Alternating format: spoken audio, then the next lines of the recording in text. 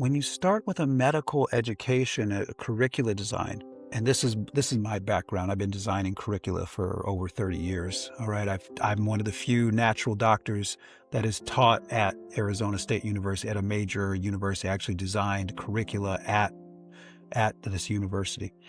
Um, what you have to start with is, what do you want your end product to be? And so when you start thinking about a doctor, you start thinking about, what knowledge do they need so that they can become obsolete in their person's life. And I don't say patients intentionally. The word patient Hmm. means he who suffers and endures misfortune.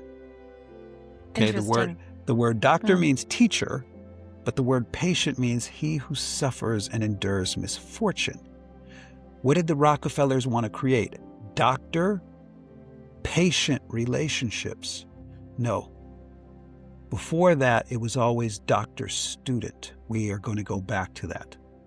A student Yeah. is someone who aspires to know more, right? So your health is your responsibility, not mine. I'm healthy. Your health is yours. My responsibility is teaching you how to achieve that and encouraging you and inspiring you to do the work. That's my job. That's how I become obsolete. So what we look at in terms of medical curricula is this. The design of it has to begin with what you see as health.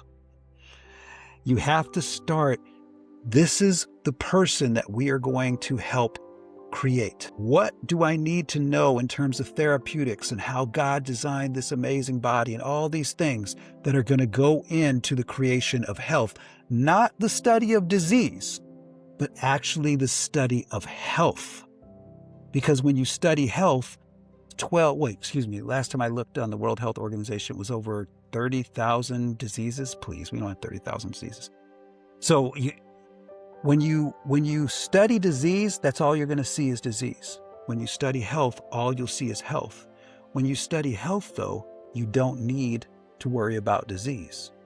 So what I did was, one day I'm in medical school, and it's like my first year. I'm in biochemistry class, and I'm just nerding out, Stephanie. I am nerding out. I'm in there like, oh my God, this is the coolest thing I've ever seen. We're talking about mitochondria. Mm. And I'm just Mhm. like, this is bananas, how cool this is. And I'm looking around the classroom, and all my classmates are kind of like just taking notes and I'm like, did you not hear what this man just said? And so it inspired me to go and look, because he's talking about the production of ATP. And of course, the Chinese called it qi and prana. It's all the same stuff. And it's all about the movement, not of just molecules, but the movement of electricity in the body. That's what's so cool about it. We're electrical beings. Dr. Robert O. Becker, Yeah. right? The electric Yeah. body electric. All this cool stuff. So I'm just sitting there and I'm just like, oh my God, this is great. I grabbed my pathology book, those pathology books we had in school that were like this thick, right? 800 pages. Yeah. Because we've studied disease, we know disease, right? So I start flipping through all those pages, and I'm looking for symptoms. Do you know what the only symptom every single disease has is? Every single disease has one symptom in common: fatigue. Interesting.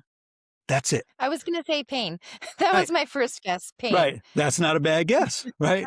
But it's fatigue.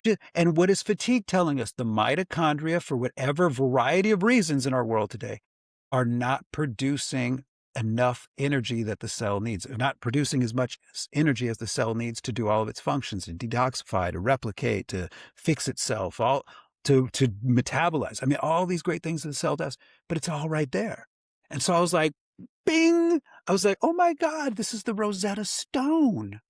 Why are we not looking at just studying this and going, what do I need to do to help a person's mitochondria produce energy? Yeah. So Right. that's why we named it the Energetic Health Institute, because Hmm. all health first begins with energy production. And where does that start? It starts in your mitochondria. And there are so many things that you can do to assist it.